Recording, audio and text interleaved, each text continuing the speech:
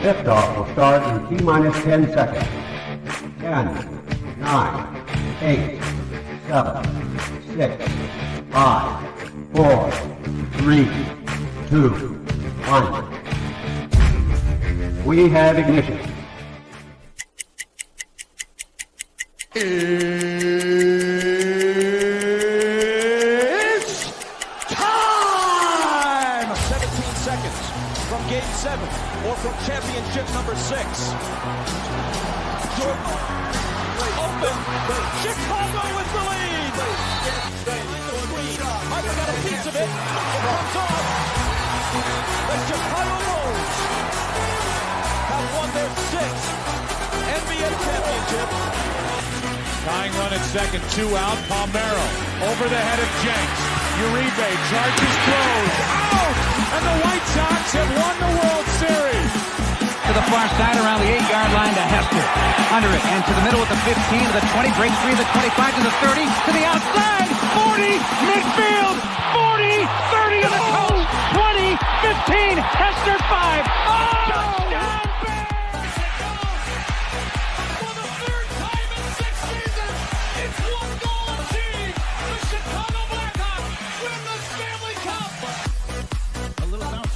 Toward Bryant. He will glove it toward Rizzo. It's ENCORE. And the Chicago Cubs win the World Series.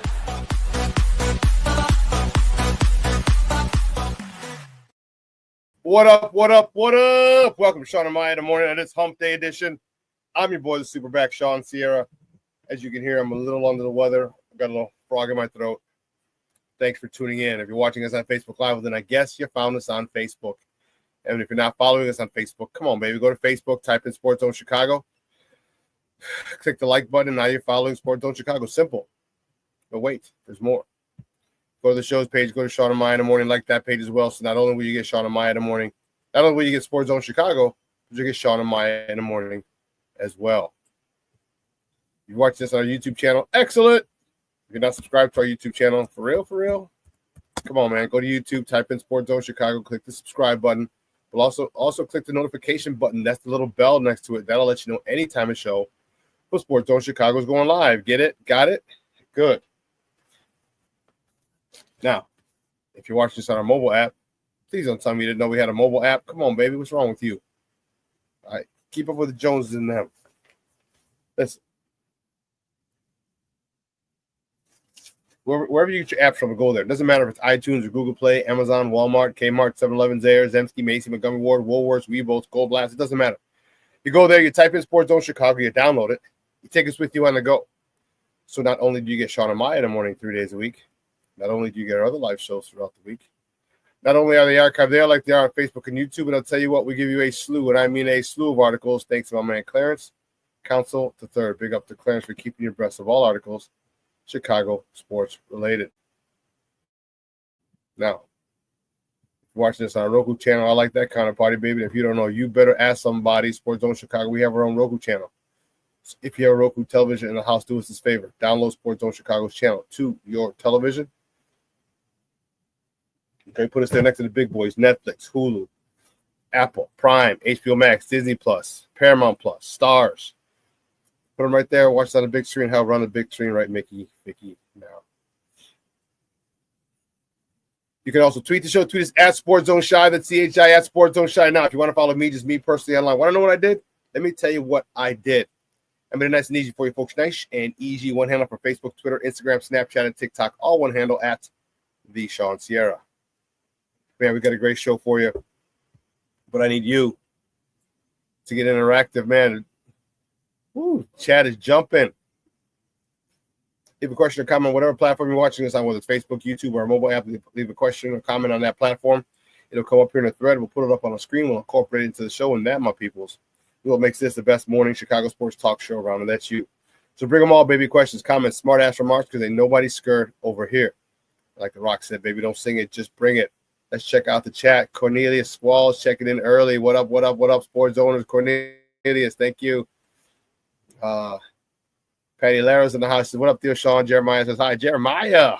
That's what I'm talking about. Sean Walls, happy hump day, peeps. That's what I'm talking about. My man, Armando Emeterio Lara Jr. is in the house. Junior, what's up, buddy? Thanks for tuning in. I appreciate it. Black Diamond. Top of the morning. This feels weird. The Bears are functioning like a competent franchise. I'm saying. The hell's all that about? Levette Lee's checking in. Says happy hump day, y'all. Thank you for tuning in, Levette. I appreciate it. Thank you very much. She said, what's up, Shawn? Listen, I don't know a lot about a lot, but I do know this. More of the usual suspects will chime in as the show goes on. That, my peoples, I can promise you. I don't know a lot about a lot, but I do know this. More of the usual suspects will chime in as the show goes on. That I can tell you. Let's see. There we go. Just doing something real quick. We got a great show for you, man. My man Rick Gonzalez checking in. Good morning, Papa. He says, good morning, boys and girls. King Book of World checking in. What's up, Papa? How are you? Thank you for tuning in. Excuse me, folks. Let's see. Let's check it out. At 9:30, we're going to see. I had Adam Chalifoux.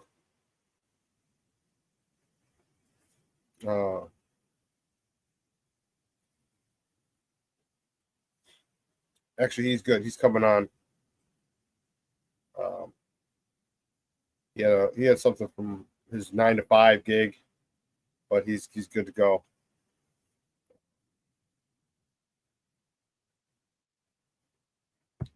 Yeah. So 9:30 at the bottom of the hour, Adam Chalifoux is going to come out. We're going to talk a little Bulls basketball.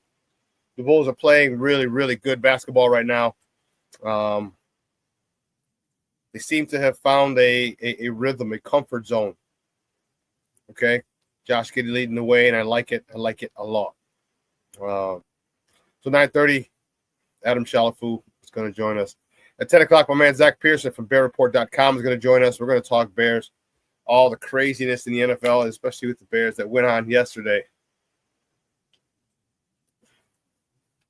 Craziness that went on yesterday. Yeah. It was nutso. Crazy. What am I dropping? I'm dropping craziness over here. You know what, Levette? I do need some tea. That's for sure. I just didn't have time to make it this morning. I was running late, woke up late. I didn't have CrossFit this morning, so that's crazy. Junior says coffee and concha. So what's for breakfast? Very nice. Very nice.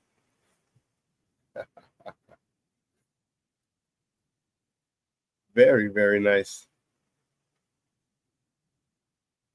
For those of you who don't know, concha is a Mexican pastry. It looks like a seashell.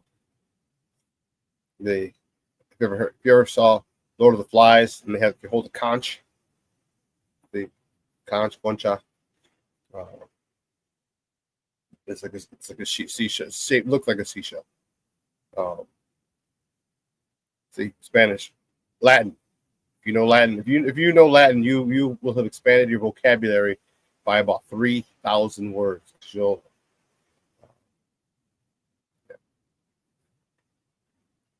yeah. But anyway, so yeah, we got a good show. I'm fired up, man. It's gonna be fun. I'm gonna fight through this. Fight through this nonsense. This little frog I have in my throat. I definitely got to fight through this. But, I'll do it. No big deal. It's just no problem. Tomorrow. Oh.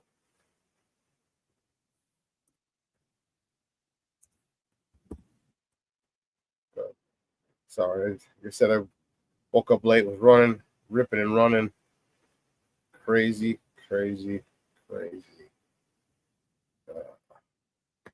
But I'm excited for what the Bears have done. I'm excited to see what else they do. And it looks like there's good. So now there's no more excuses. So I had a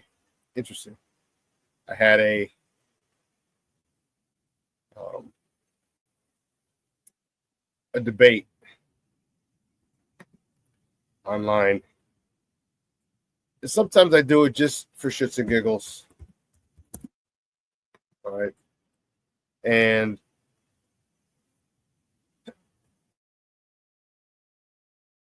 lot of times I do it to call out the hypocrisy of people. Bullshit of people. All right.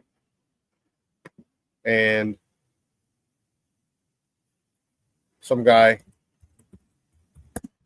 and it's amazing how people just feel the need to call people names.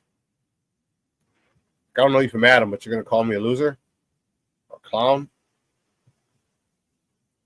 Like, come on, man. You know what I mean? Like, it's because and here's the thing, because we have different views. That's the thing that bothers. That's the thing that because there was a clip on, it was from ESPN 1000, and they were talking about, it was Cap and Hood, excuse me. And Jason Hood was saying, well, Caleb had a lot to deal with, and he talked to Chris Canty on ESPN, one of the main the national guys on ESPN, and he said all he can see is, Jaden Daniels is doing better, but blah blah blah blah blah. He goes, we tell him, what happened. He goes, and he says excuses. They're just excuses, and Kaplan jumps in and says, yeah, that's the reality. And I said, well, it's excuses. I said, those are football reasons, according to you, for a guy that you have an agenda that you want to push. But for the previous guy, they're excuses. For this guy that you want, there are reasons. For the other guy, they're excuses. And this dude kept going on, and it was interesting. And just, it just bugs me. It annoys me, annoys me. When the narrative fits or when the idea fits your narrative, how easily things change. How quickly things change. Okay, and then we were going back and forth about just nonsense and whatever. And it's just don't sit there and say you don't have a narrative. Don't sit there and just be two-faced. Bottom line, right? When it affects you, when it's positively affects you, it's okay. But when it's not, and when it doesn't, then it's not. So it's just frustrating. I was a little frustrated with some Jamoke, and Rick, that's exactly what I'm saying. They would not say that shit to your face. I'm telling you, isn't that like? It's like the commercial we play at one of the commercial breaks.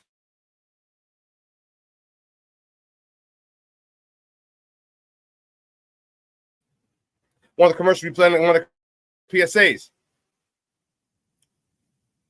It was like, Wendy, you're such a tramp. And she goes off, she goes off on it. She goes, and your mom's a, such, a guy said you made out and whatever. It was funny.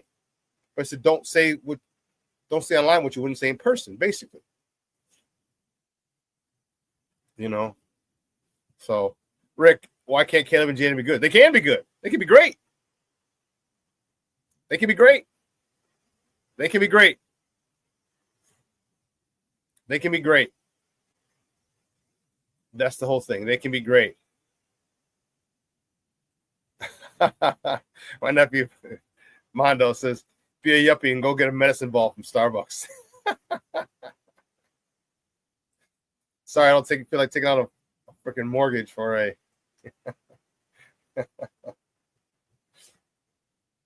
We'll see. I'll do something. I'll do something in the on the break and see. Go get some tea.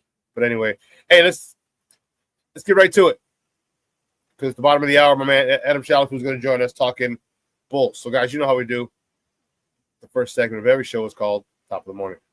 It won't come just when you want it.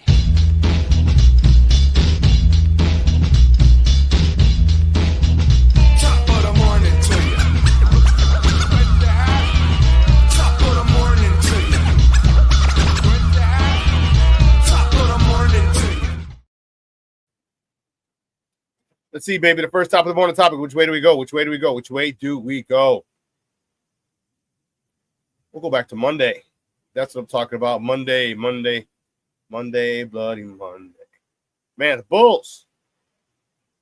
Bulls with a big win.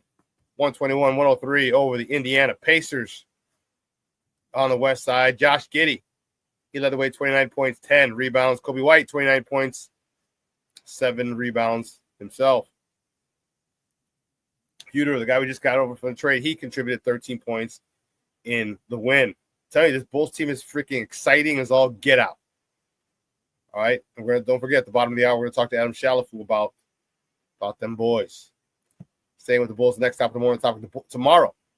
The Bulls host the Brooklyn Nets at the UC. Tip-off is at 7 p.m. Central. You can catch that game on Chicago Sports Net or listen to it on their flagship station, 670 a.m. Next top of the morning topic, the Blackhawks, baby. Blackhawks fall to the Colorado Avalanche 3-0. It was tied after 2. It was zip after 2, and then Colorado exploded in the third for 3. Knight, their new goalie, he stopped 18 of 20 shots. Staying with the Hawks, the next top tomorrow, the Blackhawks travel to San Jose to face the Sharks. Puck drop is at 9:30 Central. Remember, they're on the left coast, so it's 7 o'clock. 7:30 is there. It's 9:30 here. So 9:30 Central, you can catch that game on Chicago Sports Net Plus or listen to it on their flagship station, 7:20 a.m. The next top of the morning topic, all right, you busters. Cubs. The Cubs fall to the Brewers 9-7 yesterday. Justin Steele, he pitched. He got the loss. He's 1-1 in the spring.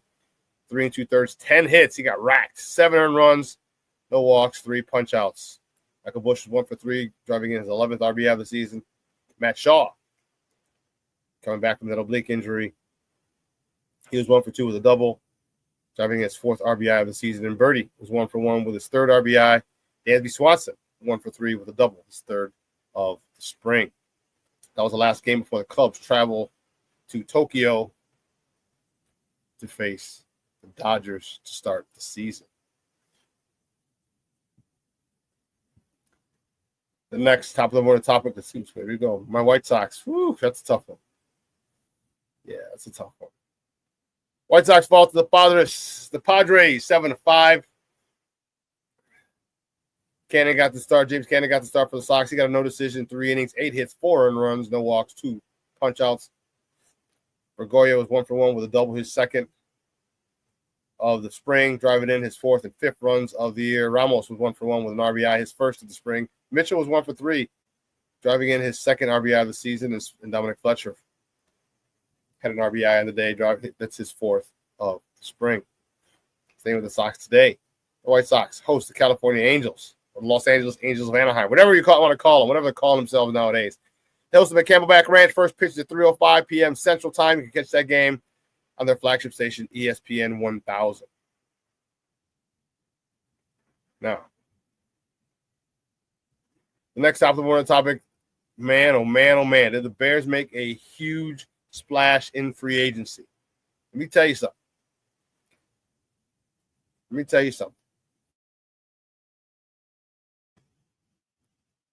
This was impressive what Ryan Poles did. I think he understands his ass is on the line, and he's got to make some moves.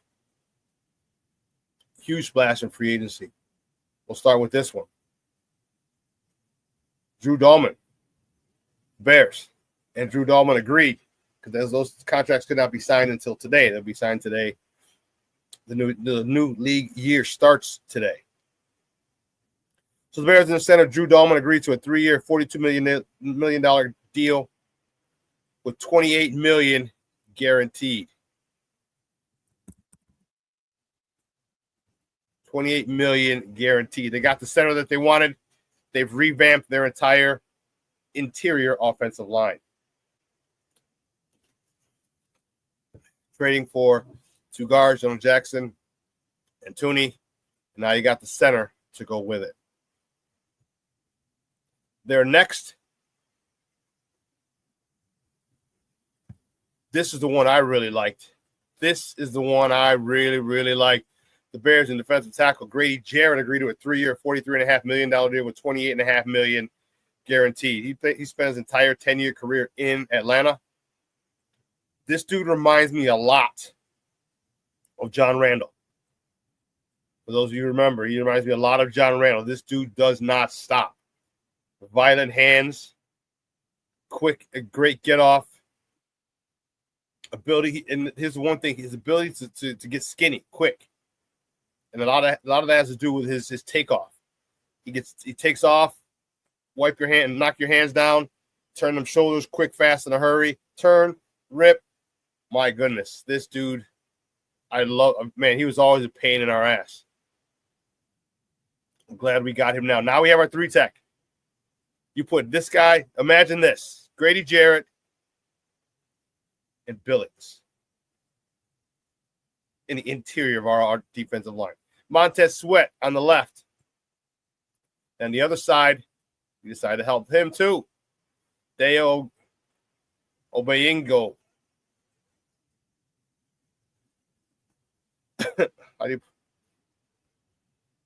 Obayingdo. Deo Obayingdo. My goodness, pardon me. He's an edge rusher. From the Colts, we signed him with a 3-year, $48 million deal with $32 million guaranteed. Now we've revamped our entire offensive line. We've revamped our entire defensive line. There's a lot that I am looking forward to moving forward this year for the Bears. So we're going to talk about that at 10 o'clock with my man Zack Pearson and them. All right. But what we're going to do right here, we're going to take a quick break. On the other side of the break, we're going to welcome my man Adam Chalifoux, coming to us from the road. He's on the road again. Coming to us from on the road. We're going to talk a little Bulls basketball. The Bulls are playing some special kind of basketball right now, and I kind of like it. Kind of. All right, so don't go anywhere, folks. Keep it locked right here. Shawn and Maya in the morning on Sports Zone Chicago.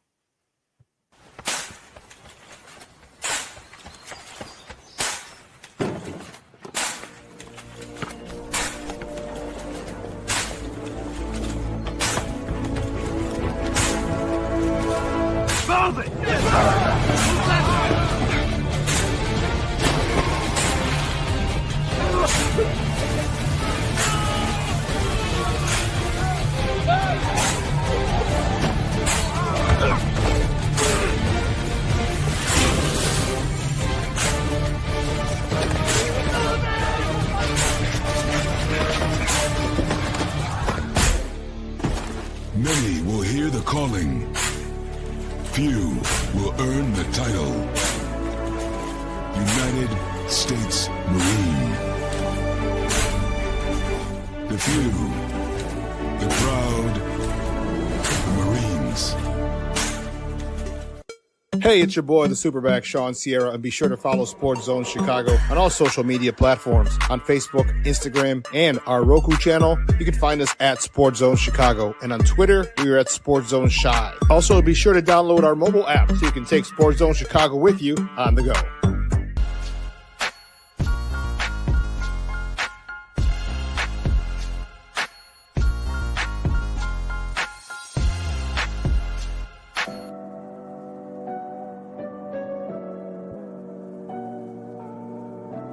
How do you take care of your mind health? For my mental health, I meditate in the mornings. I have my dogs. They're the best. I just find ways that help me just relax. Finding things that make me happy, like being close to my family. I meditate a lot and read books. I have hobbies outside of the game. I'm able to switch off. I'm able to turn my brain off from the game of basketball. Your mind health matters. Your mind health matters. We are looking for a few heroes, mentors, trailblazers, innovators. a passion to change lives. Spark curiosity, open hearts, and awaken minds. Help students answer the question, who am I? This could be your calling, but this is no job. It's the journey of a lifetime. Be a hero. Be a teacher. Mental health and learning disorders don't discriminate. 17 million children and adolescents in the United States live with disorders like anxiety, depression, ADHD, and dyslexia. Less than half get the help they need to thrive. Help the Child Mind Institute change these children's lives. Visit childmind.org.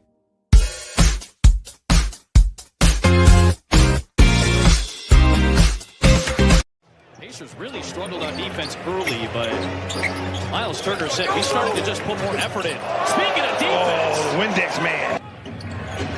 Shepard on the side of the backboard, long rebound to White. Kobe into Siakam, and one. That's a good attack right there for Kobe White. White, a lot of dribbling, can't get free from Nembhard, draws the foul. Oh, three the hard way. Looking against Neesmith, good defense by Aaron there. Here's Herter, a three. Bang, bang, bang. And it is Shepard. That's off target. Pacers have methodically worked themselves back into this ball game. Buzelis. Little drop kick. That's a good find by Kobe White. Welcome back to Shawn and Maya in the morning on Sports Zone Chicago. Those clips courtesy of Chicago Sports Net. Those are the boys, man. Them boys. We them boys. I was fired up about the way that our Bulls are playing. They're playing really good basketball, team basketball. I really love it. I like that, it just seems like they're really, really buying into Billy. Seems like they're having fun out there. Seems like they're playing free. And I like it. I like it. And it's insane. That our Bulls are playing this free. Now give us one more super talented guy. Excuse me. One more super talented guy. Because I don't care what any of you say. And it's really funny is when Kendall Gill said it on a post game, one of the post games. He was like, we got our Cooper flag. When some people, and I mentioned to some people, and they looked at me crazy. And I said, wait a minute. I'm like, Cooper Flag is doing what he's doing up against college kids. All right? Guys who'll never who probably won't be in the NBA. Matas Buzelis is doing it in the NBA against guys who are in the NBA. We don't have to worry about what Matas is. We can only hope where he can go, because the ceiling for him is super duper duper high. But enough Bulls talk by me. Solo Bulls talk by me. We're going to bring in my guest. My next guest is a good friend of the program. He's driving, making deliveries. I don't know what he's doing. He's heading home, I think. He is the host of the Running with the Bulls podcast. You can find him on Twitter at Fargo Faux. F-O-U-X. Fargo Foo. Guys, just welcome back to Shawn and Maya, Adam Chalifoux. Adam, what's up, Papa? How are you? Oh, just on my way to get a nice medicine ball from Starbucks. Yeah. No, just taking a little break. Happy to be talking some Bulls with you guys. Always a pleasure. Been way too long, and it's a fun time to be talking Bulls. It really is. And as I was saying, the Bulls are a fun team. They're winning now. All right. And contrary to the popular belief, like, okay, we should lose the tank for Cooper Flag. Okay, great. But you know what? The bottom line is you still want to win. And tanking doesn't build confidence. Winning does. And I like the fact that and if you lose and you're trying, fine. But they're not losing. They're winning with Billy and these youngsters. Talk about of these guys, and in particular, the guy that I did not like at all, Adam, I did not like him at all, and I mean crow fried hard with some extra mild sauce. Josh Giddey. I did not like his game. He was little. He reminded me of Sunshine from Remember the Titans, little long-haired, little Australian, little sissy-looking type of dude. Complained all the time. Every time he didn't get a call, and he was like, you know what? Hold my beer. Let me just flirt with a triple-double every single game. Talk to me about those guys, especially Josh Giddey. Yeah, I love what you're saying about not trying to lose. I think it's one thing if you lose in fair nature. Like if you lose, you lose. But like you should never intentionally lose because it's really bad for culture, especially when you got a team of young guys. You saw what the Philadelphia 76ers were like, oh, trust the process, trust the process. The process was a lie. Where did that get them? You never want to lose. And this isn't just about sports. This is about integrity. This is about life. You have to go out there and you got to give it your all. Now, that being said, within the realm of the NBA, there are different layers of priority, let's call it, all right? And for the top priority for the Chicago Bulls right now, it has to be thinking about developing the young talent they have on their team. And they have done an excellent job at doing that post-trade deadline because they got some of those pieces out of the way. I don't think they got all the pieces out of the way, and I can touch on that too. But they gave the keys to Josh Giddey. Now, Shawn, we've been doing this a while. You know how I do. I keep it real. I admit when I'm wrong, and I love being right. And I was right about Giddey because here's the deal. They traded. People are like, oh, they lost the trade. It's not that black and white, my man. Yeah. Alex Caruso is a perfect fit for the Oklahoma City Thunder right now and what they needed and what stopped them from going as far as they wanted to last year. This is a team that could win a championship this year. Caruso, I believe 31, 32 years old. Like he helps them now. If you take Alex Caruso and you replace Keith Bogans with him in 2011, the Bulls win a championship. But where the Bulls are now, Caruso didn't make sense. Giddey did. So here's the thing about Josh Giddey. We go back to the time of that trade. He's got some bad press. He had the weird situation on the Snapchat. We know what happened there. And he started to get some put in a bad light about that. Nothing ever came of it. And so I think it's fair to just like live and let live at this point. I don't want to get into all that. But from a basketball standpoint, people started to talk about him like he wasn't a good basketball player. And people talked about, oh, well, they sagged off him from the 3-point line. Well, when you're that young, it's okay to not have – look at Jason Kidd. He's actually one of the all-time leaders in 3-point field goals. He didn't start as a great shooter, but he started as a really, really good point guard. Jason Kidd was never a shooting guard. Josh Giddey was never a shooting guard, but he got forced to play shooting guard, and it tanked his value. The Bulls benefited by that because they traded for Giddey when his value wasn't that high. The Bulls, they did win that trade. OKC also won that trade. They both got what they needed. But now that Zach LaVine is gone, it allows Josh Giddey to become the nucleus, which is who he is as a player. Kobe White has always been more of a shooting guard. For a while, it was like my turn, your turn. But Josh Giddey is so clearly the center of the offensive universe when he's on the floor for the Chicago Bulls. And that's what's made him special. That's what had international teams in the Olympics having fits because they couldn't contain this guy. Josh Giddey has to contain him. Right. And here's the thing is this dude's 6'8". So you got a 6'8", 22-year-old point guard. And, you know, like this guy's the Australian Magic Johnson lately. You know, he's getting a triple-double just about every night, or he's flirting with one. His numbers, he's averaging 11 more points per game since the All-Star break.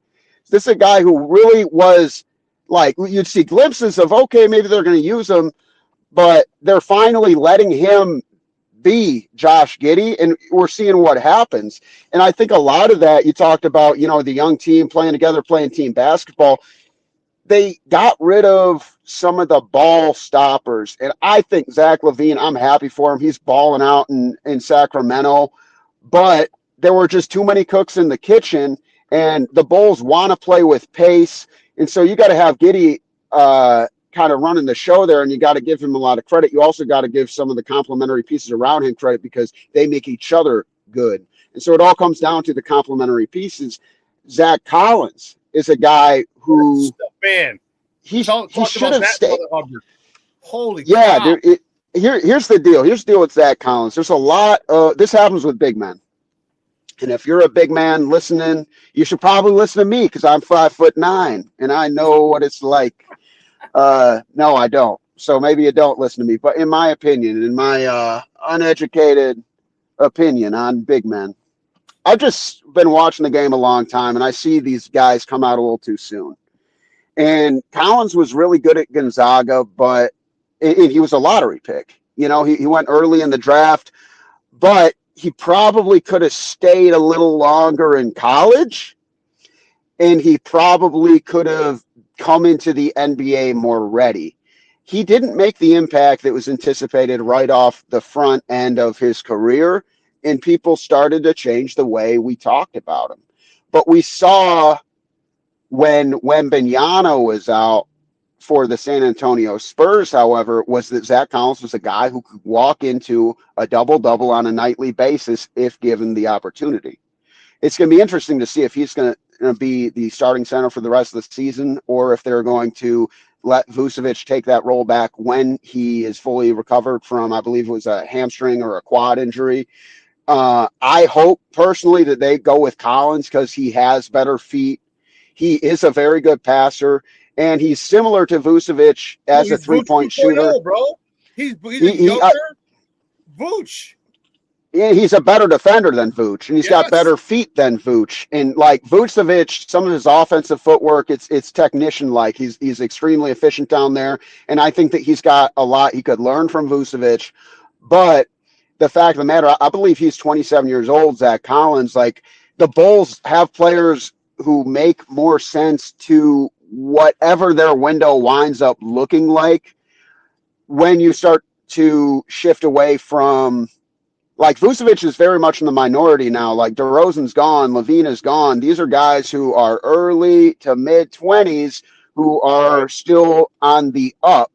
And it gives the Bulls a very interesting opportunity now to actually get better sooner than they realized. And right now, you got a team that just won 3 in a row against teams ahead of them in the Eastern Conference. They're kind of locked into that play-in, which would have had me pulling my hair out a few weeks ago. But they own that pick now. San Antonio doesn't have that pick anymore, and that changes the conversation around what do we want this team to do now. Because for all the people saying, like, tank for Cooper Flag, what's the big difference going to be between, I don't know, like pick 10 and pick 16? Is it going to be earth-shattering? If you're picking number 1, that's one thing, but you really got to suck to do that. The Bulls, a lot of things I've heard as far as the Giddey trade way back when was, they didn't get a first-round pick. The guy's 21 when you traded for him. Yeah. That is a first-round pick. And he's proven. He's playing like it, too. And who would you rather have? Tyrus Thomas, Marcus Fizer? We've seen early first-round picks go wrong. This is a dude who can play. This is a dude who's proven he can play. He just got his role changed. And it's important to consider the context within what happened to him in OKC, because SGA, he might be the MVP of the year.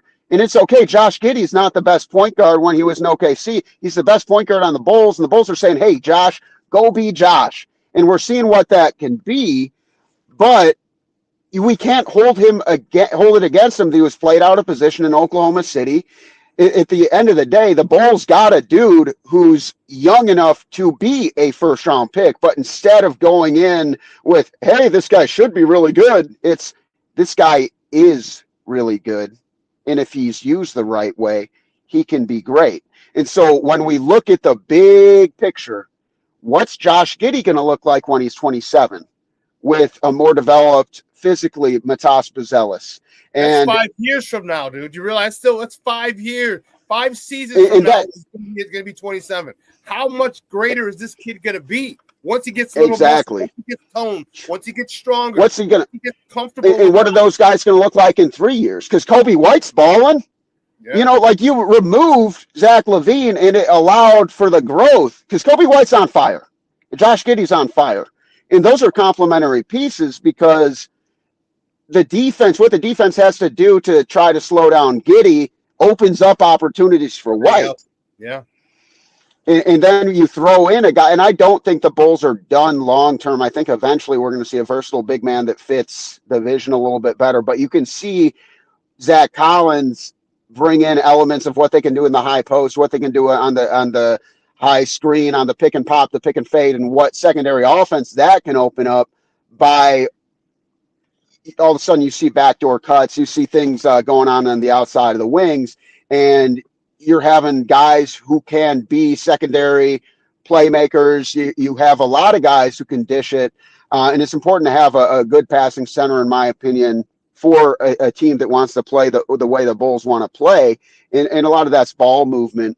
But you're seeing that now with what Collins is able to do in the high post and how that's opening up the other pieces.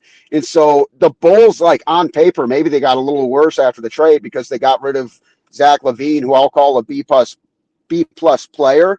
But the accumulative GPA of the class has gotten higher because they have more good pieces, they have more functional depth, and it makes more basketball sense by allowing them to play this kind of basketball that has proven to be effective for them, which is taking a lot of threes, playing really fast, and keeping the defense on their heels for the full 48 minutes. And you see what happened against Indiana.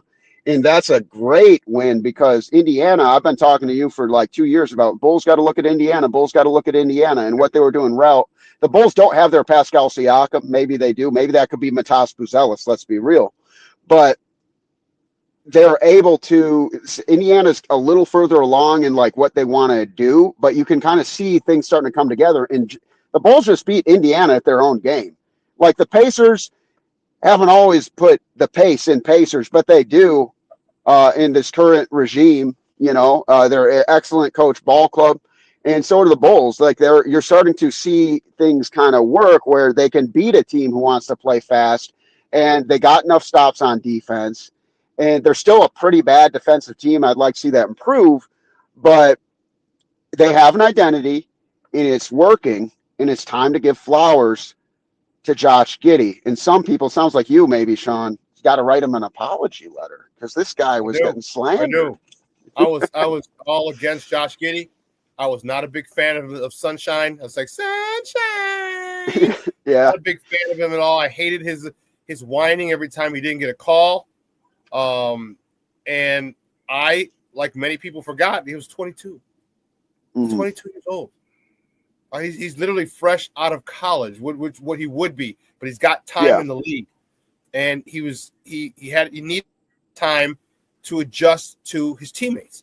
He needed time to adjust without having a big score like Zach LaVine. He needed time. Okay, who can I get to? Who am I gonna look for? Who's gonna be my trailer? Who do I know is gonna be here when I'm running a break? Who do I know is gonna hop in the corner? So he had the skill set of his teammates, so he knew how to make them. How the hell do you think he gets out damn near 10 assists a game? Because he understands what his teammates can do, and he puts them in position to do what they do best. And that's what I love about him. And again, I'm first in line in the Josh Giddey apology line, and that's me because I was all over him, did not like him, and he's like, "Here, hold my beer. I got something to show you, Shawn." And he showed me something big time, and I guess I can't wait till he gets stronger. I can't wait till he gets a little more experience. And not that he doesn't have experience. I just want more experience when he hits his prime. One of the questions I wanted to ask you, you talked about Zach Collins going to Gonzaga on a lottery pick. Do you think it would behoove young men, or will now, due to the transfer portal and NIL, they stay in college a little longer, 2 to 3 years, so when they come out, they actually are fundamentally sound? because we're dealing with kids who go to AAU on a high school team. They're usually not asking you to play defense on your high school team because you're the best guy on the team. AAU defense is frowned upon.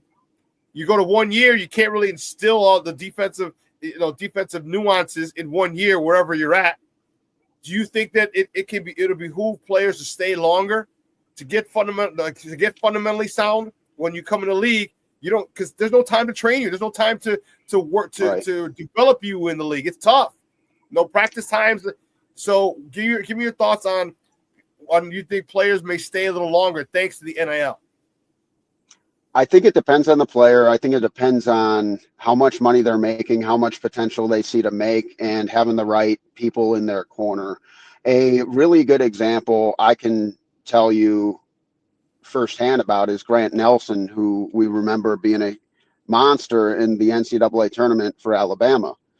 So Grant Nelson transferred out of North Dakota State University. I covered him for 2 years up here in Fargo, and I was like, this kid's really special. And a lot of and this is what you got to understand is like, what's the noise around this player? So the noise around Zach, not Zach, but Grant Nelson in Fargo was, oh, this guy's going to be a late round pick in the NBA draft. And I'm a guy who's covered Pac-12. I'm a guy who's covered Big East college basketball. And I looked at some of my peers. I'm like, bro, you just haven't covered it like I have, because he's not ready. He's not ready. And it's one thing if you're the best player in like the Mountain West, or you're the best player, whatever, in some mid-major conference. And he got an opportunity to go to an SEC school. And I believe Coach Oakes is the guy at Alabama. He's done a really nice job, but he's still getting to the point where he's facing tougher competition. And you're seeing that more and more. It's really changed the way mid-major guys are moving. A guy who just entered the transfer portal yesterday is Trayson Eaglestaff out of University of North Dakota. He dropped 40 on Alabama earlier this season, and he dropped 51 on South Dakota State last week. So this guy, elite sharpshooter, I'm not going to go down the rabbit hole on him, but you're seeing these guys kind of prove it at mid-major programs, and it makes you wonder what would happen to a guy like Gordon Hayward when Butler really, because Gordon Hayward helped establish Butler, but Butler wasn't respected the way that they are now prior to Gordon Hayward. But if you go back and you ask yourself, okay, well, like, how would the Gordon Hayward trajectory pan out? Maybe Gordon Hayward's at Duke.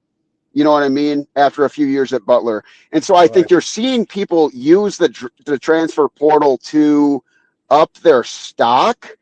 But I think when you look at the guys who are there for a year to now get a bag, an NIL, and then get a bigger bag in the NBA, it just has to be case by case. I don't think there's a culture that necessarily points in one direction as far as like the college basketball players as a whole. But I think you're seeing different trends operating for different demographics, if you will, simultaneously. And so I do think that the one and done guys, the smart ones, they should stay. And we'll see if they have the right people in their corner to say, hey, dude, you just had a great season, but like, are you ready for Nikola Jokic? Maybe we can work with you another year. And those guys can be smart about that. Like Cooper Flagg, he's league ready, but I think that we see so many big men fail at the next level, or it takes them so long to get good that their opportunity kind of passes them by. And I think that people are like, so many of the top picks are like 19 now. And I think it makes it a little scarier for someone who's entering a sophomore or a junior season, and they're like, oh, is this actually going to hurt my value? But I would advise someone to consider how ready are you to be in the league.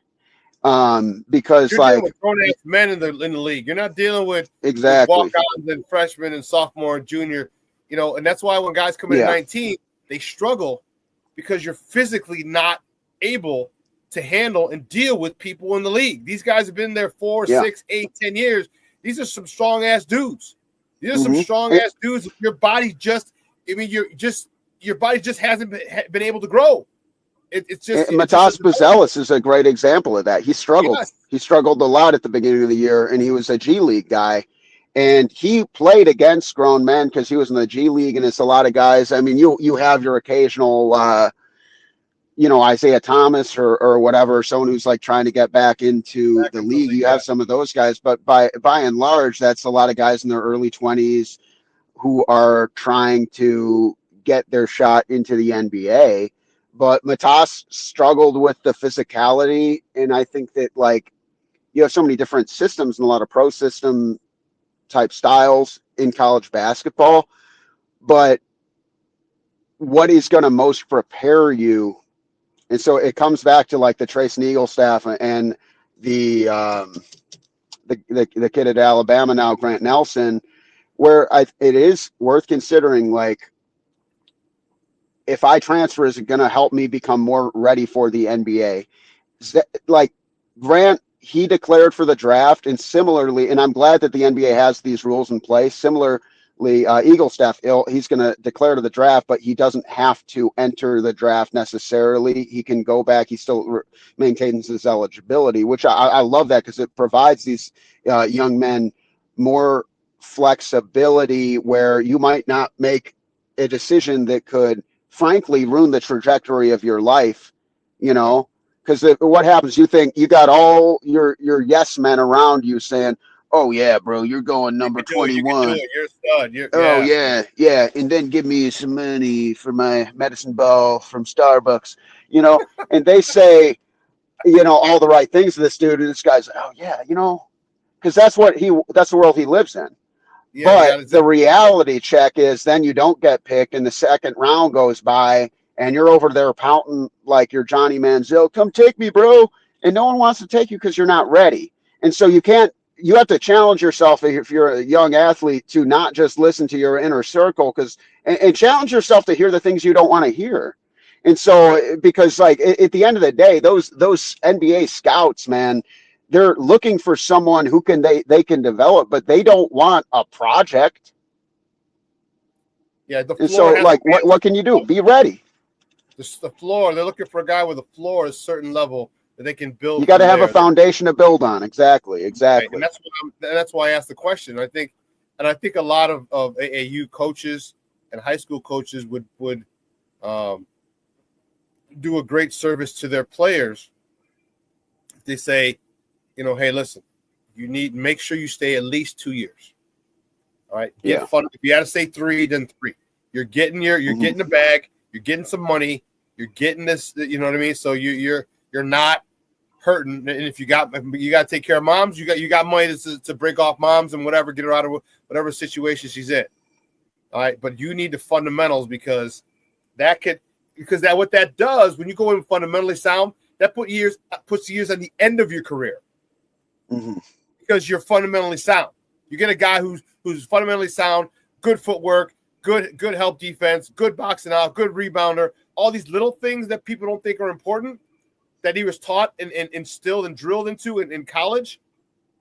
People get a guy who's fundamentally sound, who's a journeyman, and you can last in the league for 8, 10, 12 years. And you can look at like the salaries in the NBA ain't cheap, even if you are a journeyman. And I'm gonna bring up one more guy, and I know you got some Bears talk coming up, but a guy I want the Bulls to target in the offseason is Bull. That's another guy who he should have stayed a little bit longer at Oregon, and now he's at Phoenix, and he's in this weird cycle. If you go take a look at his game logs, he's in this weird pattern where he gets an opportunity, he balls out. He'll get like 4 blocks, 12 rebounds, 16 points, whatever. He can hit threes. He's got a tough mid-range jumper. He gets a little bit of minutes. He gets lazy on defense. He gets banished to the bench. he doesn't play. He gets an opportunity. He has a really nice game. He gets some minutes. He doesn't play defense. He gets banished to the bench. And the cycle has repeated itself now for weeks. You look at a guy like Bol, and he was hurt a lot of his time when he was at Oregon. And I think he only did 1 year. Almost positive he only did 1 year at Oregon. And he was a guy who's like, oh, this guy might be the best guy in the draft class when we were talking about him like going into his freshman year at Oregon. And he showed flashes of brilliance, and he's showed some of those flashes of brilliance in the NBA. But it does that hurt him because he didn't come in polished enough to be productive. And then people start talking about him similarly to the way they talk about like Zach Collins, like, oh, well, he's just a bust. No, he's not a bust. He's just unfinished product. There's more nuance to it than that. But I think where you look at Bol, if you're the Chicago Bulls, is you want to look at him and say, okay, we got to work with this guy. We got to help him get more consistent, but he helps us become a better shot blocking team, which is going to help our transition game. He has the ability to be a good passer. He's a good shooter. He's near impossible because he's 7'3" to guard in the mid range. And this is a guy we can run at the 4 or the 5.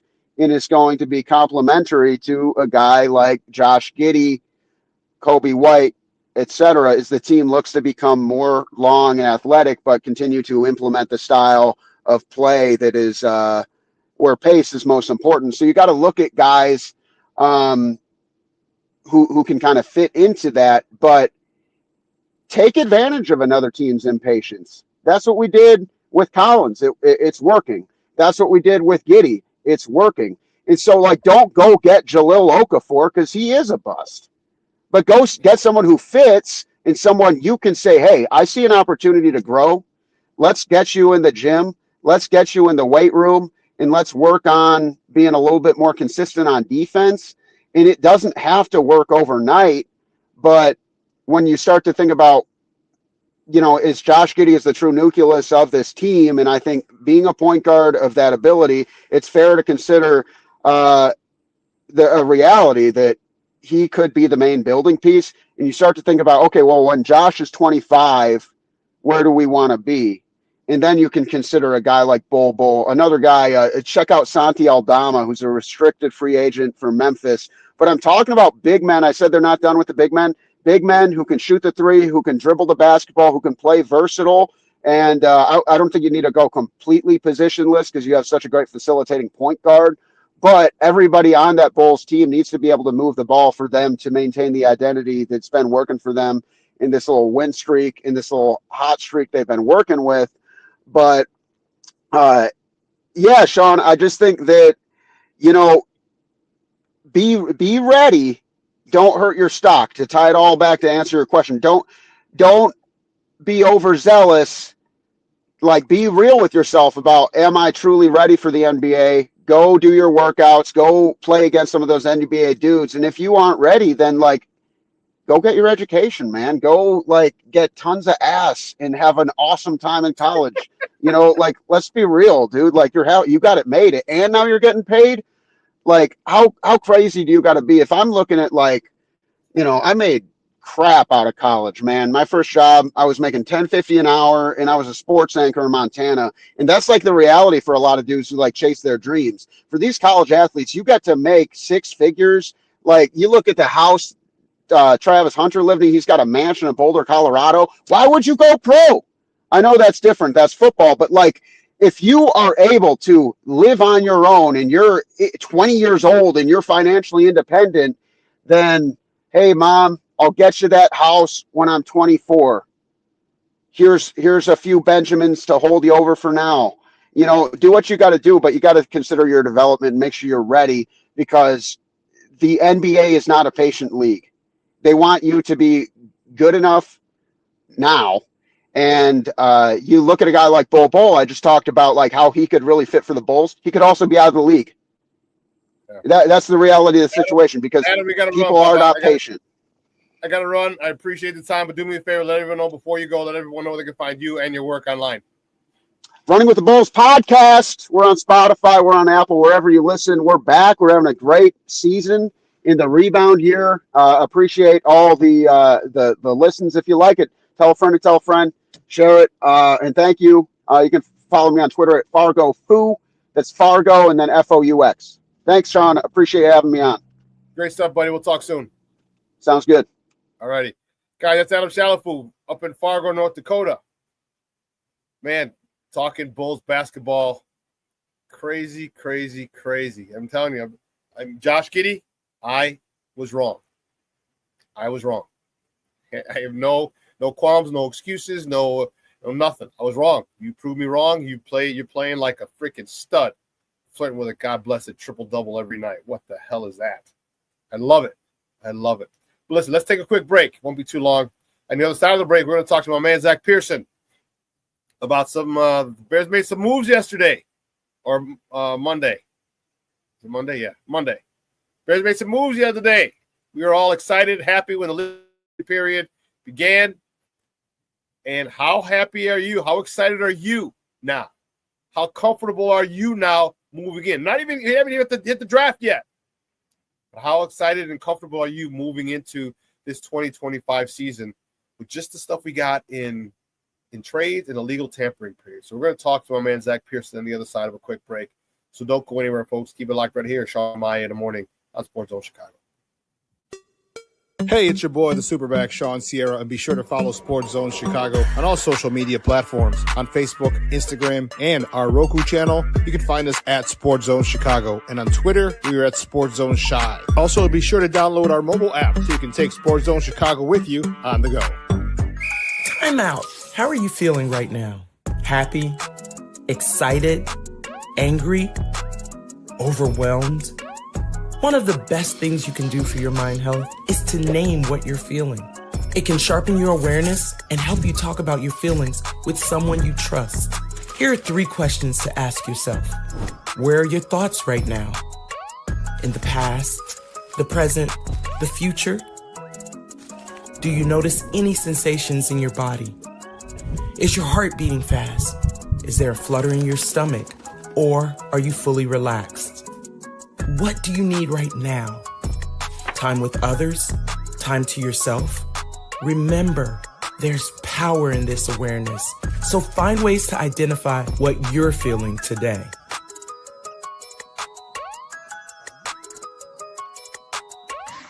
Hi, guys. Hey. Hi, Megan. Hey, Jessica.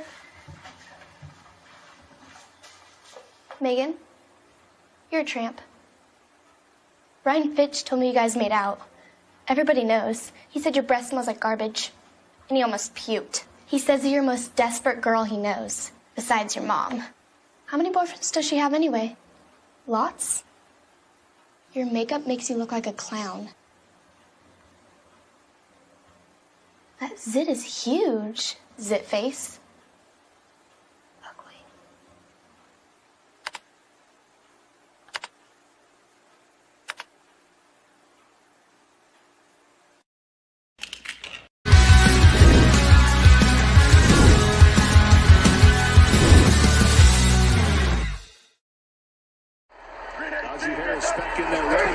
Takes the fake with an end around. Here comes Pickens. That thing is covered well.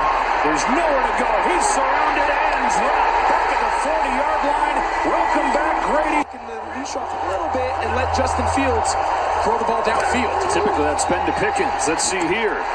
He's in trouble. He is sacked. Those are the 2 guys that they have high hopes for. Adding Matthew Judon, trading him for a 3rd-round pick from New England, and of course Grady Jarrett coming back from injury. Barkley, well played. Grady Jarrett. This is how we've been excited to see come back to his game. You see that quickness that he has, an ability to use his hands and get away from the offensive lineman. Coming off that ACL week 8 last year against Tennessee into that backfield, and he said he's down, but just good quickness at time. Welcome back to Shawn and Maya in the morning on Sports Zone Chicago, ESPN, and Prime. was Grady Jarrett. That one was the biggest surprise of the day for me on Monday. I was just, don't get me wrong, pleasantly surprised.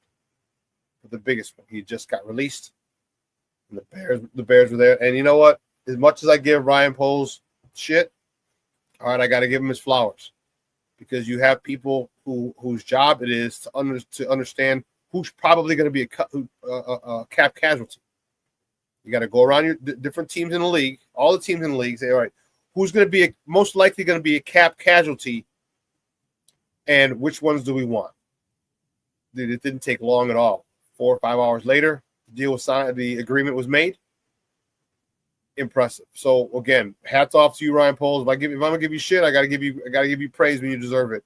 And you deserve it. You and your squad, you and your team did a phenomenal job of getting on Grady Jarrett. You were on him beforehand, but man, you're on that. You're on a doggone, and I love it.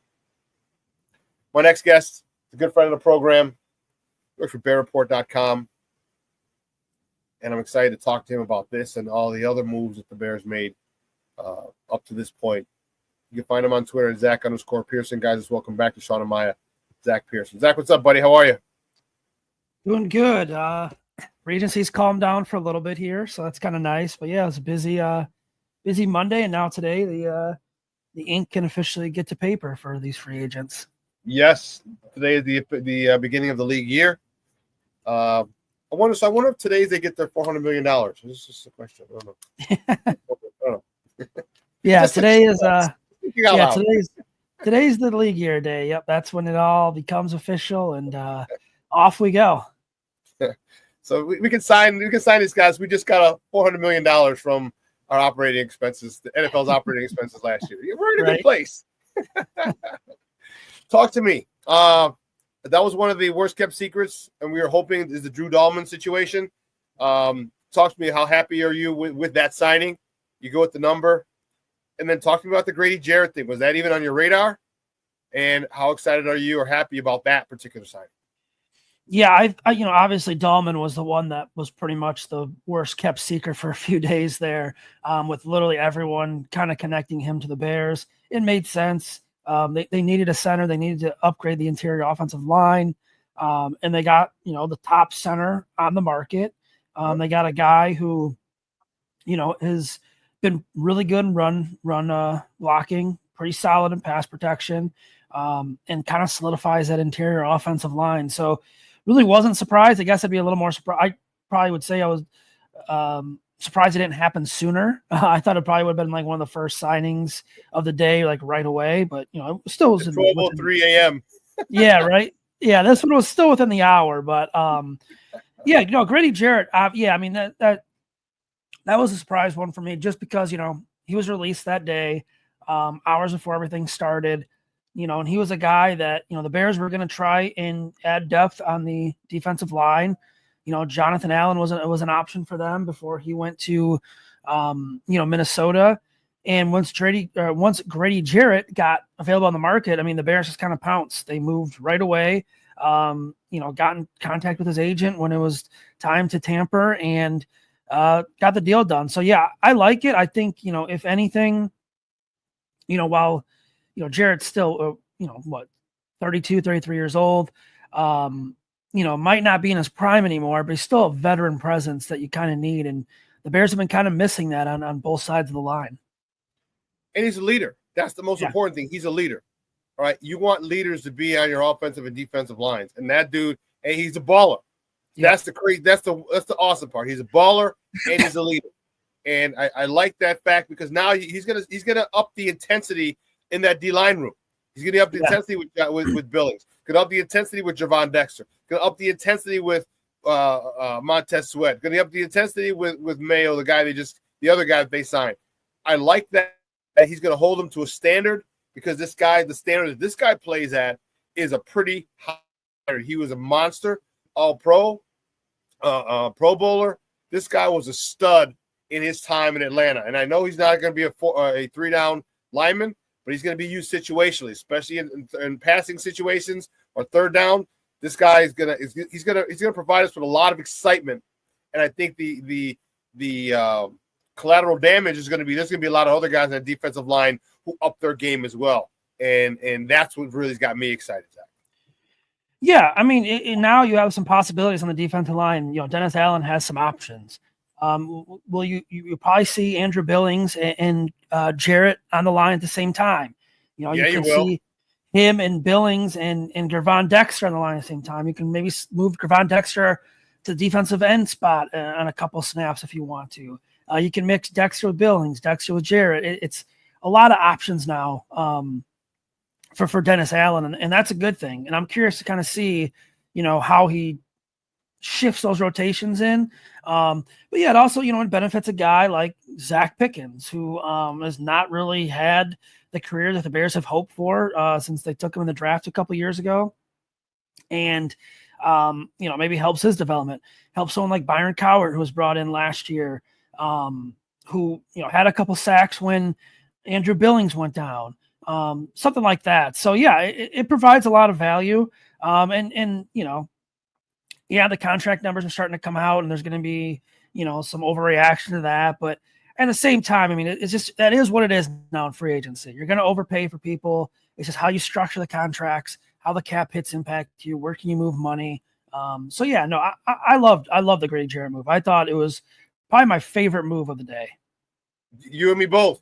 Because that, to me, that really opened up what they can do now in the draft. Let's switch to that thing. What do you think they're going to do now? Because they literally can go, even if they wanted to draft Ashton Jeanty, which I hope they don't, even if they wanted to, that conversation is back on the table. You shored up the front three, you shored up your offensive line, you shored up your defensive line. Talk to me about what you think the Bears are going to do at number 10. Stay there, offensive lineman, defensive lineman, running back, or trade back. Yeah, I mean, they have options now. Like, yeah. They should not, like, signing an offensive lineman, trading for two offensive linemen, signing a defensive lineman should not rule out them drafting the trenches again. Like, they absolutely, if Will Campbell's their top player, they should take him. If Michael Williams of Georgia's their top player, they should take him. James Pierce Jr. out of Tennessee, the edge, they should take him. Kelvin Banks, they should take anyone that they essentially want now. Obviously, you know, I'd be a little more on the negative side if they drafted someone like Tyler Warren at tight end. I just think it's too high at 10. I think you could still build on the trenches. You know, you could still kind of find another position of need. Jeanty's obviously the one that everyone is kind of going nuts over and saying, you know, okay, they've solidified the trenches. Now let's go get another running back. Honestly, I love Jeanty. It's such a strong running back class, though, that I think you might be able to even trade back, or in the second round, you might be able to get one of the Ohio State running backs. I don't think the North Carolina kid will be there, Amarian Hampton. I think he's probably going to be at the end of the first round. Caleb Johnson out of Iowa probably should be there in the second round. And here's the thing. Will Jeanty even be there at 10? Like, Oakland needs a running back. They could go after, I mean, other teams could take them. So what I think is still going to happen, I think it's going to be an offensive lineman. I think if it's Will Campbell, I think he'll be the pick if he's there. And if he's not there, I think it's going to be one of those kind of raw edge guys that's, you know, Michael Williams, James Pierce Jr., Shamar Stewart, if any of those three are there. So I know it gave you kind of a wide range of players, but it's just the draft this year is so many questions up front, you know, with 1 through 4 or 5. And now, you know, even Adam Schefter said at 10, you could get a player in the 30s that you could have probably got at 10, essentially, if the board kind of falls. Just because of the talent. I mean, there's no surefire thing at all in this draft. Like last year, I mean, look, we knew it was Caleb Williams, Jane Daniels, Drake May. You knew those three were going to go in the first 3. Then you knew it was probably going to be a wide receiver or 2 after. So it's really not like that this year. So I think that kind of benefits the Bears because it gives them more options to attack those needs. So I still think trenches. I'd be, you know, shocked if it wasn't trenches. I'd be more shocked if it was a tight end. I can even see, like, you know, Will Johnson, the defensive back, being in play at 10. I wouldn't go that route, but I could see him being in play there too. I agree with you, man, completely. Give me some more help. If you got Will Campbell or Banks, All right, give me that because we have, and for the reasons you stated, deep running back class. Yeah. All right, I've been on an apology tour, man. DeAndre Swift, all right, he was a lot better between the tackles than I gave him credit for. A lot better. All right, a lot of his runs, and yeah, he had outside zones and things like that where he scored, great. But he also had zones. He also had inside handoffs, gap plays, where he shakes the linebacker, hurdles the linebacker, and keeps going. All right, his run between the tackles was something that I did not expect from him. So I really think that you short up that interior. If you want to go, you still go get Hogs. You can get you talked about the other good running backs. I do like Omarion Hampton from Carolina, but he probably won't be there. Judkins, Travion Henderson, Caleb Johnson, the kid. There's another kid from RJ Harvey from UCF. He's another one. There's quite a few, and I think the Bears are in a good spot. I personally don't want to take Jensen. I'm not as high on him as everybody is. His lateral movement isn't what I would like. His top end speed isn't what I would like for someone to take a 10. His balance is amazing. Don't hit him up top and expect him to fall over. That's not happening. That ain't happening. Excuse me. I hope that they continue to invest in that offensive line because one, it's going to be, I shouldn't say cheap, but you know how much this guy's going to cost you for the next 5 years. Yeah. You know what I mean? So that's what I give me offensive or defensive line. If you like Pierce or somebody. Yep. And I'm with you. But the thing that I keep going back to as well is if you look at what Ryan Poles said at the combine, they want competition at left tackle. And, Braxton Jones has been a fun story.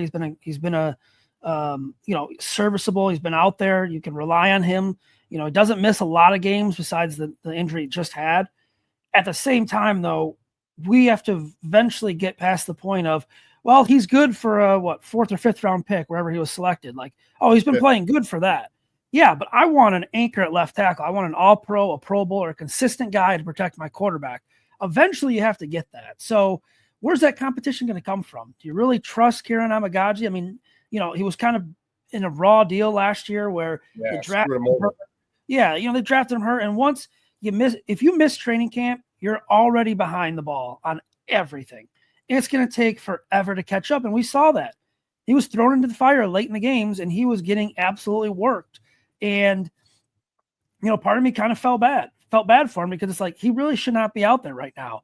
But this is what happens. So, yeah, I would not be comfortable. I'll say this. I'd be more comfortable if they went out and got a left tackle. I don't know if Will Campbell's going to play left tackle at the next level. They can at least try it. Banks can. Simmons can. The kid from Missouri can. I would be a lot more comfortable with the left tackle situation, adding a rookie to kind of come in and compete. Because, again, nothing against Braxton Jones. But, we got to stop. We got to get past the point where it's like he's playing fine for a 5th round pick. Yeah, I need an anchor on that left tackle. They may not need to find a Penei Sewell, but give me something that's close. You know what I mean? Like, give me something, because if you could pair him with Braxton Jones on those edges for 5, 6, 7 more years, and then you got Drew Dahlman, maybe you take another young guard at left guard when Tooney leaves. He can kind of sit and learn behind him. I think you're set. And same thing with right guard. I'd still like to see them get a little younger at both guards for the future. I'm fine this year with them, but for the future, get a little younger there too. So I still think, and defensive line too, like Montez Sweat's not going to be here forever, ever. He's been here for a long time. And you still, even with the recent signing, you still have a little bit of question mark with the pass rush. Go out and get a young guy with some traits that can kind of come in and develop as well. Yeah, guys, we're joined by Zack Pearson from BearReport.com talking Bears football here on Shawn and Maya in the morning on Sports Zone Chicago. Yeah, I agree. You just cannot get too many, and that because you cannot get too many talented players. Yeah. All right, give me guys like you said. Now you can go get a guy in the 2nd round who might not be ready, but Shawn was good at the last level. But he can with some development, and then you got 2 good guards. I want those guards. I'm okay. And truth be told, I'm okay. And what real Bear fans said, Well, first that Braxton's fine for this year. Then he said I'd still take a left tackle if we trade back. But anyway, I'm okay. If I had to stay with Braxton Jones, I'm okay with him for one more year. I'm okay with it. I'd rather not, but I'm okay with it. I'm not going to. But, man, give me some guys behind those guards. Give me some guys, give me some guys who in about 2 years, in 26, 27, they're gonna step up, and it's gonna be seamless, the transition from this O-line to that O-line. Because that's what good teams do. Look at Philly.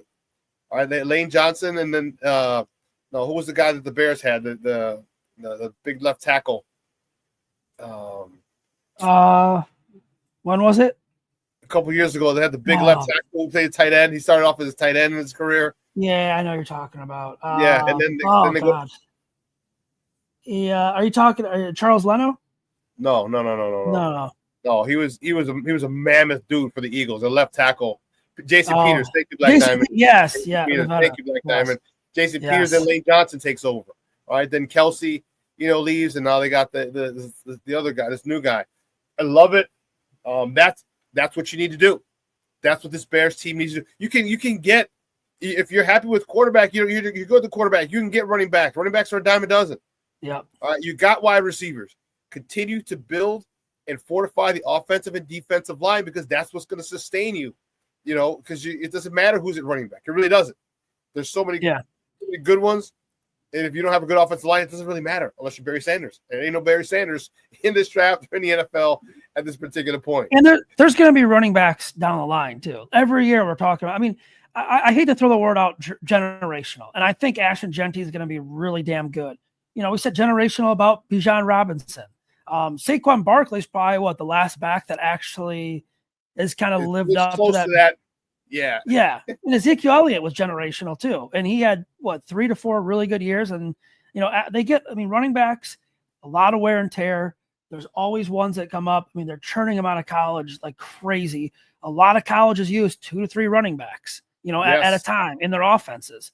It's evolving, it's changing. And like I said, you could find more running backs. And I like Genty. I watched him a lot. I still think Amarian Hampton could be just as good at the NFL level. Honestly, I'd probably prefer him later on if he fell rather than taking a running back at 10.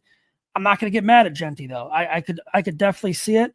To me though, that still feels more like a luxury pick in a way. Yeah. And we saw what luxury picks did last year. I mean, Torrey Taylor had a fantastic year. You don't want him punting that much, obviously. And I'm not saying the pick was wrong, but it was a pick where you felt like, okay, we could trade up or we can get a punter here where we still have other needs. Kieran was a luxury pick. You're taking a kid with an injury out of, an Ivy League school. Mm-hmm. Kind of felt like it felt like picks like we were saying the Eagles would make, the Chiefs would make, because they can afford that. Genty would be a Ben Johnson pick, 100%. Would be 100% a Ben Johnson pick. Yeah, I agree. I don't know. I hope Ben Johnson doesn't make that decision or doesn't influence that way. Yeah. But again, he seems to be smart, and he seems to understand that all these guys, they address the offensive line. That was the biggest issue. They got them. They got their.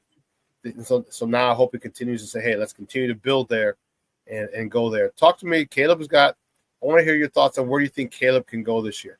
All right, this guy's going to be here for a minute. All right, I'm talking Ben Johnson. He's going to be here for a minute. And the most important thing is this offense is going to be built specifically, custom tailor-made. I said it on Monday. They're going to take out the measuring tape here. We'll see your chest, your arm, your neck. Everything custom made for him. Yeah. How well do you think Caleb does in his first season? Obviously, we know there's going to be some growing pains and learning the new offense. But how well do you think Caleb comes out, and how well do you think he plays this year? And I'll preface this by saying this is not in any way negative, and this is not a negative thing about Caleb Williams or anything. All the moves the Bears have made, all the moves they're going to make in the draft are going to be solely based on we're building around our young quarterback, our franchise guy, but we still need him to take the next step. He's got to take that next step this year. If he doesn't, Bears could be in a little bit of trouble. We saw flashes last year of what he could do. We saw some rookie mistakes. He was sacked, 68 times? Not all on him, not all on the offensive line. There were some on him, though. Held the ball a little too long at times. Got to kind of get rid of it. And I think as the season went on, especially in that Green Bay game, I feel like we kind of saw that a little more of him getting rid of it quicker, kind of having that internal clock in his head, knowing when I got to get rid of the football, what's there, what's not there, where my routes are, kind of freestyling a little bit. That last play to DJ Moore when they communicated before the play and he saw he had the coverage over the middle. That's all positives. And I think Caleb's got every physical tool. I think he's going to be fine. I think he's going to be good. But if he doesn't take that next step, it's going to set this back a little bit. So the good news is he's a hard worker. We can't, we could throw away everything that was said last year about him. I still don't know why it was said, but he's a hard worker. He's already working. He's going to spend the offseason together with some teammates, some wide receivers. And he's got Ben Johnson now. And he doesn't have coaching hampering him again. And I think last year, when you look at the Bears, the biggest issues I would say is coaching was number one. The play of the interior line was number two. And then you go on the list of other things. Those two things are now fixed, in my opinion. The top two things are now fixed. So Caleb has every, I don't want to say like advantage, but every tool now to kind of help him succeed in year two. And it should look a lot cleaner, especially if they bring back Keenan Allen. You get another year with him, you kind of understand it. I felt like that connection never really blossomed. Yeah. And at the time I thought, okay, maybe it's a little bit of Keenan and Caleb not really working well together, stuff like that. But now you kind of see what was going on with the offensive coordinator and, Shane Waldron, the stuff that players were saying out in public. You kind of see why the offense wasn't clicking. So I think Caleb's going to take it to that next level. Like I said, I think he's got all the tools. And well, no excuses, Zach. There's no more excuses. There's no more. Yeah. There's nothing else. All right. The Caleb cult. Yeah. The only excuse you could. The only excuse there could be for next season is I'm not going to, if he got hurt, and hopefully he doesn't get hurt, but that'd be the only thing you could say because everything is in his favor now. Everything's in the offense's favor now. Yeah. And, the Caleb Colts, they were like, well, he had to have a good offensive line. He had a bad offensive coordinator. And it's interesting. And, the reasons for him, but excuses for previous quarterbacks. I'm like, look, I'm not a Caleb's a generational quarterback type of guy. I don't believe that at all. I think he's the furthest thing. I think he can be great. And you don't need a generational quarterback. Jalen Hurts just showed you don't need a generational quarterback to win a Super Bowl. And I think hopefully for Caleb, the one thing that I really want him to do, I want him to play better in structure. I want him to hit those open receivers. When the pocket's clean, I don't want him overshooting or undershooting receivers who are coming across the middle or hitting them or missing them in the soft spot in cover two. He needs to do well in structure. We've seen him do great out of structure. When a play breaks down, he's rolling to his right or his left. We've seen great stuff there. But I need to see the fundamentals is what I need to see, Zach. I need to see him fundamentally sound and take a 5-yard check down. I need to see a nice curl route. I need to see a nice dig, and he zips it in there on a consistent basis. And that's what he hasn't done. He didn't do a lot last year. He was very inconsistent with that.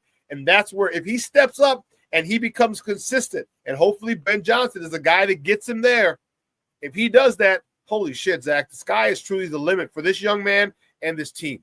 Yeah, and I think those are valid concerns. I would have those concerns with me too. I think, there were times where that clock in his head, he didn't really recognize it and was holding it too long. I think there were times where he had guys, coming across the middle, check downs he didn't take, which is, obviously something you got to improve on. I'm curious how much of that was the coaching dysfunction too. I don't think we can say it was all coaching. I don't think we can say it's all Caleb. I just know, I remember sitting in training camp and watching, okay, I've seen this before the past couple of years, probably going back to 6-7 years with the Bears. The offense just never dominates practices, like training camp practices. And when they do, it's usually the one-on-ones or the 7-on-7. But you should dominate 7-on-7. 7-on-7, the ball should not touch the ground at all. In a weird way, I'd almost rather have an interception than the ball hitting the ground at 7-on-7. You know, because it's designed for the offense to win. 11-on-11, they never really dominated. So I wonder how much of it is like coaching with Eberflus, how much he put in with Shane Waldron, the dysfunction of kind of what was going on. Because, like I said, we learned when you got Keenan Allen saying stuff, Mercedes Lewis, you know, those guys got 30 years of NFL experience combined. Man, they've seen a lot. And when they were talking about Shane Waldron and people not being held accountable, it kind of raised some red flags for me. And I think, you know, Ryan Poles even said the communication was not there in training camp as it should have been. That stuff has a lingering effect. And I know there was a report, I want to say it was Taylor Dow of Windy City Gridiron, who said it was something along the lines of Caleb Williams had to ask for help and film from Shane Waldron, which is, to me, crazy. But we're going to know. We're going to know now this year. Was it coaching? Was it Caleb? Was it both? We'll see. But like you said, there's no excuses. He has to be better. I think he will be better. So we'll have to see, because he's got everything now. He's got Ben Johnson. He's got guys coming here to want to play with him, and coach him, which is fantastic. Yeah. You know, and I don't know about all those reports, you know, where he said he had to, you know, where you mentioned, remember he said he had to ask for help, or that they didn't even do film study. Like, I don't buy that. That's your job. That's your job. Well, I think I agree with that. I think he was doing the film. What I think happened was, and I don't know much about this. I'm not sourcing reporting anything here. What I think happened was they're probably doing their film. You know, I've never been on a football team. I have no idea how it works. I have a general sense of how it works. I think they were doing the film. What I think was probably happening was, okay, I'm seeing this, I'm seeing that, I'm breaking it down, but I want a little more guidance in a way from Shane Waldron, or like, what should I do here? You know what I mean? Kind of that stuff. I don't think it was like, I'm not getting the film or anything. You know what I mean? Like, I'm not, you know, I'm not doing the film. I'm not getting it. I'd be interested. I don't know if we'll ever get it. I'd be interested to get off the record, talking to Shane or talking to Caleb or someone else around what actually happened. And that's not to discredit Taylor's report, because I mean, I don't know. I don't know what happened. So we'll see. I mean, discredit it. I'm just saying sometimes people put things out there to push an agenda. Yeah. And 100%. I think that's what was happening was that, because that's your job as an offensive coordinator. That's your job is sit down and watch film, break down film with the quarterback, go through it, and when it, you know, and get you and coach you. Say, hey, listen, this didn't work. Let's do this. This didn't work. Let's do that. This worked well. I'll do this a little more. So something about that was just a little, you know, and I don't know if Caleb's can't put it out or what. You know, maybe I just don't know. But again, here's the thing though. If that was happening and Shane wasn't doing that, that's a crazy red flag. You know what I mean? Like Eberflus should have been fired. Oh my God, should have been fired because you know you go in there and say, I don't give a damn if you can't stand each other. Yeah, right? You better act professional. You just got a $25.5 million signing bonus, Caleb. You work with this dude. I don't care if you like him. Shane Waldron, we brought you in here. This is your job. Yeah. That's crazy. If I mean, well, we heard something similar with Trubisky and Nagy. It wasn't filmed, but it was Nagy or Trubisky wanted to meet with Nagy after the season. They had like a meeting set up, and like Nagy never showed up or something. Yeah. So this is nothing new to us. Like, nothing surprises me. Nothing would surprise me at all. So yeah, like when I say, like, if that was really happening, oh my God, like that is absolutely crazy. But at the same time, we've seen crazy. Yeah, it's nothing where I'm like, oh my, you know, like, wow, this is earth shattering. You know, like we've seen it before, which is. But bottom line, you know, like we both said here, there's no excuses. You have to get better. You got all the tools in place. You have to get better. Let me ask you another one then. Do you have a problem with Caleb not running? And I want to preface it by saying I'm not saying run 70 yards like Justin Fields did. I'm not saying that. I'm saying run to one, keep us out of long distances, keep us from being behind the sticks, and two, all right, to live to play another down. All right, it hurts the defense when you got it. Great, it could be a coverage sack, but the quarterback gets out, gets 5 yards, or gets a first down, and that emotionally, psychologically does a number on you. It erodes your confidence when shit like that happens. Do you think he should do more of that? Yeah, I mean, I can live with him forcing throws time to time. It just can't be consistent. So I would prefer, like you're saying, keep the drives alive, running. I think we're also and I know you're not comparing it to Justin Fields. I think we were spoiled with Justin Fields in terms of the running aspect, where you could see, like, if it breaks down, Justin really wasn't throwing it away. He was just going to run. Caleb, you probably want him to throw it away if it's not there, if he can't run. If he's got 2 blitzers coming in his face and he can't get away, throw the ball away or tuck it and just take the sack. Whereas, Justin would try to escape and I'd say more often than not would get away and pick up yards or, get back to the line of scrimmage. So, yeah, I mean, I think Caleb should run a little bit more. I do think he's got to work on that internal clock. Like, is it there? Is it not there? If I get to my third read and I look back at my first and he's not there, like, I got to know when to get rid of it. I got to know when to run. I will say, though, we've seen it a couple times. This has not been as consistent, I'd say, as you'd want it. And that's what I want. That's what I was asking you, because it demoralizes the defense when you got perfect coverage. You got the perfect coverage for this particular play, and they still get a first down because you ran. You got 5.5 when you needed 5. And you're like, son of a bitch. That emotionally takes a toll on you. Yep. And that's the thing. My question to you, one other question for you is this. Are you putting any numbers on Caleb? Because I had an argument, and I was pretty livid with this on Monday. Everybody's worried about numbers. Okay, it's going to be a 4,000-yard pass. He's going to have 30 touchdowns. He's going to have this. He's going to have that. He's going to have this.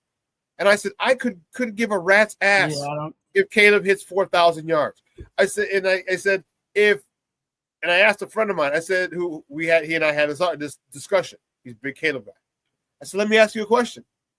I said, if Caleb has a year that Jalen Hurts had and they win the Super Bowl, or what if he has a couple of those years and they win a couple Super Bowls, but he never hits 4,000 yards? Are you okay with it? It's not about the numbers. No. It's about winning. And I hope, and Caleb he said that. He said it multiple times. I don't care about the numbers. Would you still want him to hit that 4,000 yard? Is that important to you? The only reason why I'd want him to hit is so those stupid accounts can stop tweeting that graphic of the Bears, the only franchise not to have. It means nothing to me. I look at Jaden Daniels last year. How many games did Jaden Daniels have 100 or have 300 yards passing in his rookie year? I think he had one. I think he had one game.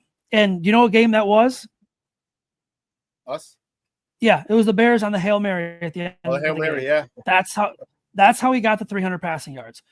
Now, if you were to ask Jaden Daniels, because Caleb Williams had what? I think he had, I'm trying to look it up right now, but I think he had 3 or 4 300 passing yard games, which are fine. They're great. I mean, to me, it's like that's like the icing on the cake. Great. If he can have it, have it. But if he's consistent, not turning the ball over, completing 70% or more of his, attempts, I'd rather take that than having the 4,000. I just don't think the 4,000 to me is it's just a number. It's a bonus. Like, if he hits it, great. If they're winning and he's got 3,000 passing yards and let's say 27 touchdowns and 7 interceptions, I'd take that in a heartbeat. Right? I would take that in an absolute heartbeat. I don't. The numbers to me, and Caleb said himself, the numbers just don't matter to him. So he did say that because my job is to win, not to impress you guys. He did say but that. I mean, there is a little bit of a difference though. Like if he's throwing for 120 yards and completing 60% of his 50% of his passes, then there's definitely some issues there. Real Bears fans says problem his Bears are not Philly yet, so he has to hit those numbers or they won't be winning games, in my opinion. No, I disagree, bro. I'm like, because you just showed up that offensive line. And you can look at Philly, they lead down the run game. You look at Detroit, when they led the NFL in they're the number one offense in the NFL. What do? It wasn't about the pass, it was about the run. So they upgraded the offensive line. And this offense should be run-centered. Okay? And then let Caleb do what he does when you need him. And so, no, they're not Philly, but they've really upgraded their offensive line to be one. They went from who was it? It was Dan Orlovsky said they were from a bottom 10 offensive line to a top 10 offensive line. And I agree, especially if you upgrade and get a Will Campbell or Calvin Banks in a left tackle, especially if you get someone like that. And now they're going to run. So what that means. If they do that, they're going to get a running back later in the draft, and they're going to run the hell out of the ball. So no, I don't think you don't need to have him throw. And that's the one thing, Zach, that bugged me. Remember last year when all they talked about was, well, we threw the whole book at him. We threw the whole book at him. It's not how you teach. You don't say read this whole book. You don't say read this whole book and you got a test on it. 500-page book. You got a test on it tomorrow. Right? You read a chapter, then 2 chapters, then 3 chapters, then the next chapter. It's like, the old say, you eat it like a steak. You don't take the steak and put it in your mouth. You cut it up piece by piece. You improve gradually. And I think Ben Johnson's smart enough to know that, because if he does that with Caleb, and he says, okay, here's the base of this new offense is being built around you. Here's the base. We'll build on it. In 2 weeks, we'll do more shit. I'll add something else.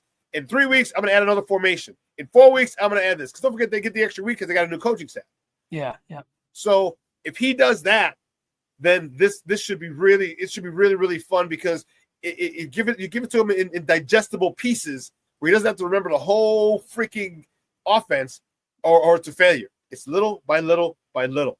And that should make Caleb extremely dangerous young man quarterback this year. Yeah, I agree. I think the coaching's better. I think Caleb will be fine. I'm a big Caleb fan. I think he'll be fine. I think he'll get better. I think the offense will be better, hopefully. So yeah. I just, I don't want this. The Bears are always crowned the winners of the offseason. That is, to me, 4 years in a row. Yeah, and to me, it's like I want to be the winners of September through February. It's a lot more fun that way. Ain't that the truth, man? I'm telling you. Hey, Zach, great stuff, buddy. I appreciate it. Appreciate your time today. Do me a favor though, before you go, let everyone know where they can find you and your work online. Yeah, you can follow me on Twitter X at Zack _Pearson. You can follow the Bear Report at Bear Report on Twitter X. We're on YouTube. Homepage is bearreport.com. A lot of stuff for free agency and all that good stuff. Continuing on this week, and then we ramp up into the draft coverage. So it's a really, really, really busy time. It really is. The NFL never sleeps. Were you able to make it down to the combine? Yeah. I was there for a few days. Had a little help this year, so that was kind of nice. But and the combine's also, that's a great time. So yeah, that was good. And now it's free agency, and now we're hitting the draft and then practices. So it's crazy. Yeah. OTAs and minis, and yeah. I didn't get a chance to get down there, but that's what I'm probably going to try and get down there starting next year. Yeah, it's a fun time. It's a good time. I'm looking forward to it, man. I'm looking forward to it. Again, great stuff, buddy. I appreciate it. We'll talk soon. Thanks, man. Take it easy. Thank you. Guys, that's Zack Pearson from BearReport.com. God, I love talking to him, man. Love talking to him. Because realistic point of view, realistic perspective. He doesn't, no grandiose predictions or evaluations, positive or negative. You know what I mean? I like his very practical approach. Man, one of my guys. I'm glad we connected, and then we met up. And it's funny because where did I meet him? Bourbonnais. I think the last year in Bourbonnais when I met him. And he's like 6'2", 6'3". I was like, oh shit. Like, I didn't know you're that tall, dude. Because I'm only 5'11". But he seems taller because he's got long legs. I was like, damn, dude, you're a big ass dude. But I'm excited.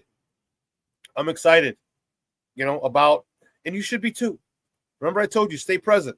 Stay in the moment. All right? Enjoy what the Bears have done.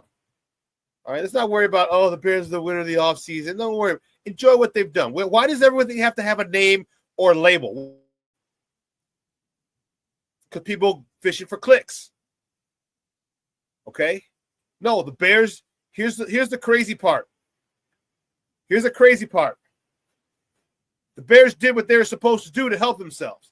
They saw their weaknesses with the help of Ben Johnson, who knew their weaknesses from preparing to play against them twice a year for the last 3 or 4 years. So you knew the weaknesses because you schemed against them. And they addressed them. And they addressed them. Like a real organization. I believe the way that they attacked free agency, the way they made trades, Black Diamond said it, they're making moves like a real organization, like an organization that gives a shit about winning. Yeah, that's what they were doing. That's what they did this offseason to this point. And I am pleasantly surprised. I love it. Because we've seen the opposite so many times. We've seen the opposite. We've seen them cut corners. We've seen them get bargain basement or Temu players and say we have depth. Well, yeah, you got depth. You don't have quality depth. We've seen them do it multiple occasions. And this year's different. Ben Johnson has a big part to do with it. I think Kevin Warren had a big part to do with it. And I'm happy. Stop scrimping. Stop being cheap. You just got a $400 million payday, Bears. That's not how much you made this past season. After all operating expenses, your profit this year, every team was about $400 million, $400 million plus. Stop being cheap. Pay people what they're worth, and people will come. They will do their job with excitement. But damn, what did it take, 100 years? Yeah, Black Diamond. It did. Over 100 years. But they've spent money before. It was just poorly spent. Remember the Brian Cox situation? Musa Muhammad situation. Paid Jay Cutler money. John Tate, left tackle. That was money well spent. That was money very well spent. So it's not like they're not spending. They just spend it in the wrong places. And now you got football people in football positions making football decisions. And that's what and they're sound decisions. Because there's so many times, how many times did we say they need this and they didn't address it? They need that and they didn't address it. They need that. They go get some guy off of Temu or, you know what I mean? No.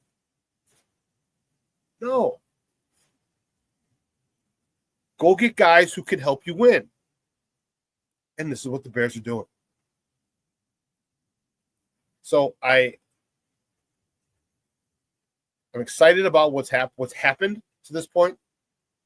I'm excited about what's going to happen in the draft. I'm excited about this season. And you should be too. Because these boys are going to make some noise. And like I told you, I'm more excited for 2026. Don't get me wrong. I'm present. I'm going to be present in 2025. I'm going to be present and enjoy the highs and the lows of our Bears team in 2025. But 2026, man. You know, Ben Johnson's here for 4 or 5 years? And how great would it be when you go into OTAs and mini camp, you don't have to learn a system. Everybody knows the system. That's when you can have a good time. Look at the Detroit Lions. Look what Ben Johnson did in his last stop. Look what he did. Hopefully he does that here. They have put themselves in a good position. Hope Ben Johnson is the real deal. I'm praying that he is. Okay. I'm praying that he is, because if he is, as I said earlier, and he takes Caleb and develops him, it's the limit. Caleb and the Chicago Bears team is through the roof. Through the freaking roof. The defense, they addressed that as well. John Madden said it best. The NFL is just better when the Bears are good. And that's the truth. The Charter franchise would be a perennial powerhouse. It's great for the league.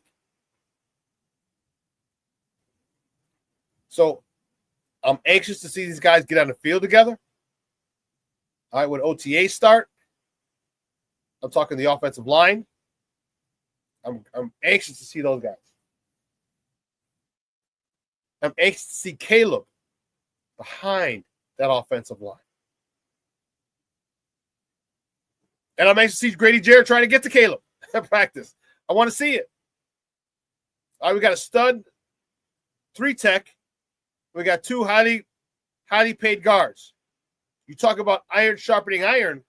You got a guy who's done it for a decade in Grady Jarrett.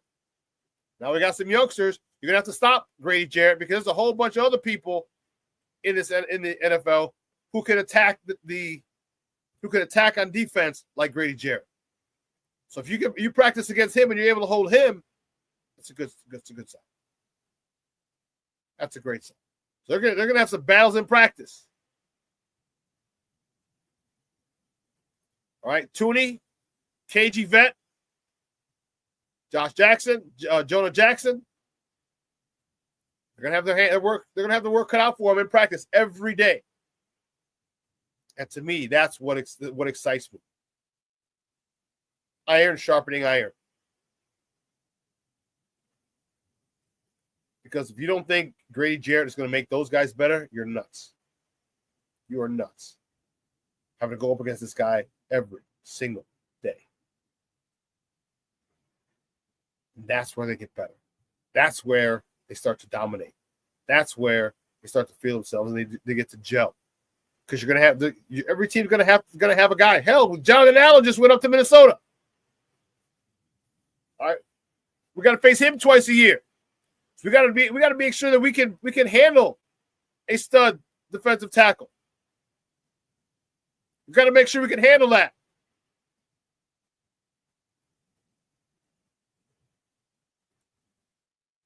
And with this in practice, Grady Jarrett in practice every day, there's no better way to prepare for the season than having that joker on the other side of you and you're a guard and center. Both guard and center, because it's going to be, you don't know when the strength's going to be. It could be over the left guard, it could be over the right guard. So, I'm fired up about it. Hope you guys are too. Let's stay in the moment. Let's see. When are they going to, I don't remember. I heard them say, I missed it on the radio. They talked about they're going to have those guys at Hallis Hall, and I didn't catch the day, if it's today or tomorrow. And they're going to have those guys at Hallis Hall to sign a contract. I would assume it's today, since you can actually put pen to paper and sign those contracts as being the first day of the calendar year for the league year. So I would assume it's today, maybe tomorrow. But either way, it's going to be. Well, listen, guys, 2 hours has come and gone. I want to thank my guest, Adam Chalifoux, coming on talking Bulls basketball with us. And I want to thank Zack Pearson for coming on talking Bears football with us. And great stuff. So it's going to be beautiful here in Chicago. It's going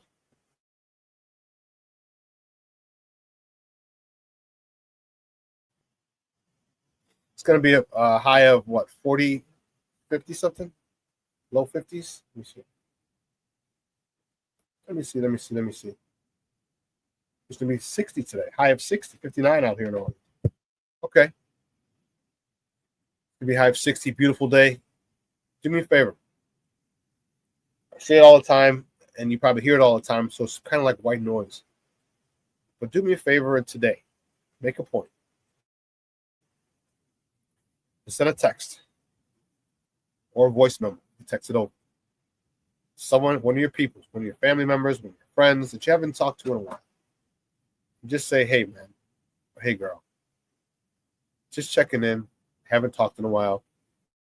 Call me. Let's go grab drinks, grab dinner, whatever. Just do that. All right? Just do that. Let your loved ones know you love them, because tomorrow is promised to no one. Can't stress that enough. Okay? Do yourself that favor. All right, this will replay tonight at 6 p.m. Central. All right? So, from everyone here at Sports Zone Chicago, guys, I'm your boy, the SuperBack, Shawn Sierra. You have a phenomenal day. I'm glad I was able to make it through the show today. It was crazy with my little frog in my throat. I'm going to go make some tea now and drink it on the way to go pick up the warden.